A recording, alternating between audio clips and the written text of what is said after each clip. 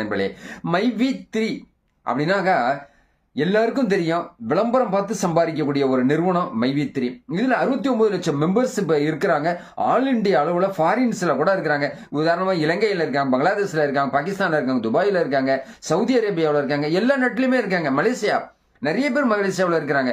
அவங்க வந்து விளம்பரம் பார்த்து சம்பாதிச்சுக்கிட்டு இருக்காங்க. ஒரு நாளைக்கு 600 ரூபாயிலேருந்து 1500 ரூபாய் வரைக்கும் சம்பாதிக்கக்கூடிய மக்கள் MyV3க்கு வந்து ஓட்டு போட்டு அவங்களோட டெவலப்மெண்ட் நல்லா கொண்டுட்டு வரணும் அப்படின்னு சொல்லிட்டு சொல்லியிருந்தாங்க. ஸோ இப்போ வந்து 3 கேஸ் வந்து இப்போ தொடர்ந்து MyV3க்கு ஆதரவாக வராமல் எதிர்ப்பாக வந்ததுனால இந்த 71 எம்டி டைரக்டர்ஸ், அதாவது எம்டி பொசிஷனில் இருக்கக்கூடிய டைரக்டர்ஸ், இன்னும் சொல்ல போனாக்கா 30 மெம்பர்ஸ் அவங்க மேலாம் வந்து கேஸ் பதிவு பண்ணியிருக்கிறாங்க.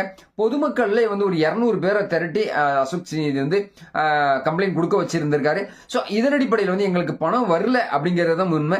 இது வந்து அவரு சொன்னாரா அப்படிங்கறத ஒரு பக்கம் இருந்தாலும் எங்களுக்கு பணம் வரல, எங்களுக்கு வந்து மோசடி பண்ணிட்டாரு அப்படிங்கக்கூடிய பிரிவுல தான் வந்து ஒரு 6 பிரிவின் கீழே வந்து மோசடி பண்ணது, அரசாங்கத்துக்கு எதிராக வந்து ஆர்பிஐ விதிமுறைகளை மீறி இருக்கிறாரு, கவர்ச்சி வட்டி கொடுத்திருக்கிறாரு, விளம்பரம் பார்த்து எந்த கம்பெனியும் ரூல்ஸ்ல வந்து ரெகுலேஷன்ல கிடையாது, இப்படிலாம் வந்து ஒரு 6 வழக்கு பதிவு பண்ண அடிப்படையில் இப்ப ரிலீஸ் ஆயிட்டார் நம்ம எம்டி சக்தியானந்தன் அவர்கள். அவருடைய தாரக மந்திரம் நல்லவர் லட்சியம் வெல்வது நிச்சயம் அப்படின்னு சொன்னாரு. அப்புறம் ஒரு குறிப்பு ஒன்று சொன்னாருங்க, இது கடவுளால் இயற்கை இறை நம்பிக்கை மேல நான் வச்சு நான் அந்த கம்பெனியை திறந்தேன், மக்கள் சக்தியை நம்பி நான் திறந்திருக்கேன், யாருடைய தெய்வம் எனக்கு தெரியல, மக்கள் சக்தி எனக்கு போதும். 69 லட்சம் பேர் 6 வருஷத்துல நான் வந்து கொடி பார்க்க வச்சோம். மக்களுக்கு நான் நிறைய கொடுத்துருக்கிறேன். கிட்டத்தட்ட வந்து 12 கோடி ரூபாய்க்கு வரைக்கும் மக்களுக்கு வந்து உதவி பண்ணியிருக்கிறதா சொல்லிட்டு புதிய செய்தியால சொல்லியிருக்கிறாரு. அதன் அடிப்படையில் வந்து எம்டி சக்தியானந்தன் வந்து ஒரு செய்தி சொல்லியிருக்கிறாரு. அதாவது என்னுடைய மௌனம் வந்து களையிறதுக்கான நேரம் நெருங்கிடுச்சு அப்படின்னு சொன்னோன்னா குடும்ப உறுப்பினர்களை 30 பேருக்கு ஐயோ கொஞ்சம் வடக்கி வாசிங்க அப்படின்னு சொல்லிட்டு அவரையும் ஆஃப் பண்ணி வச்சிருக்கிறாங்க. மக்கள்ல வந்து நிறைய பேர் எதிர்பார்க்கிறாங்க, அதாவது எம்டி எப்போ வந்து வாயை திறப்பாரு, எப்போ வந்து கோவை வருவார், எப்போ அக்கௌண்ட்ல திறந்து நமக்கு பணத்தை அனுப்புவாரு, இன்னும் சொல்ல போனா எப்போ வந்து விளம்பரத்தை நம்ம பார்க்க ஆரம்பிக்க போறோம்னு சொல்லிட்டு கை பரபரப்பா இருக்கக்கூடிய சூழ்நிலையில தான் வந்து அவங்க குடும்ப உறுப்பினர்களை கொஞ்சம் பொறுமையா இருங்கன்னு சொல்லிட்டு 30 பேர் கொண்ட அந்த குடும்பத்தில் இருக்கிறவங்க அத்தனை பேரும் எம்டியை வந்து கொஞ்சம் ஒரு கட்டுப்பாட்டில் வச்சிருக்காங்க. ஸோ ஏன்னா ஒரு வகையில் நல்லதுதான். EOW அதிகாரிகளும் வாட்ச் பண்ணிட்டு இருக்கிறாங்க.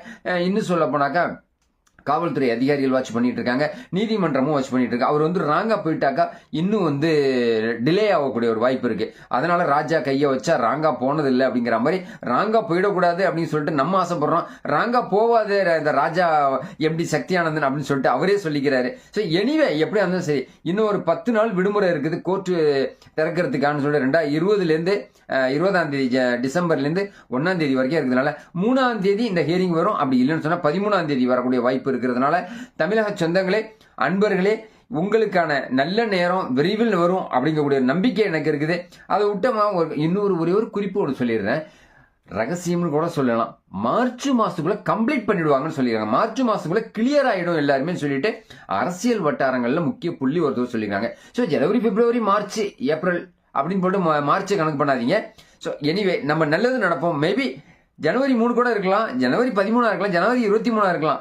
எனக்கு எனிவே கரெக்டா வந்து அவர் வந்து ஆஜராகி மக்களுக்கு வந்து பேட்டி கொடுக்கக்கூடிய காலம் விரைவில் வரும். நிறைய பேர் கேட்டிருக்காங்க, எனக்கு வந்து அவருடைய வாட்ஸ்அப் பேட்டியை வந்து கொடுங்க, அவருடைய வந்து சேனல்ல வந்து MyV3 ஆட்ஸ் சேனல்ல வந்து பேச சொல்லுங்க அப்படின்னு சொல்றாங்க.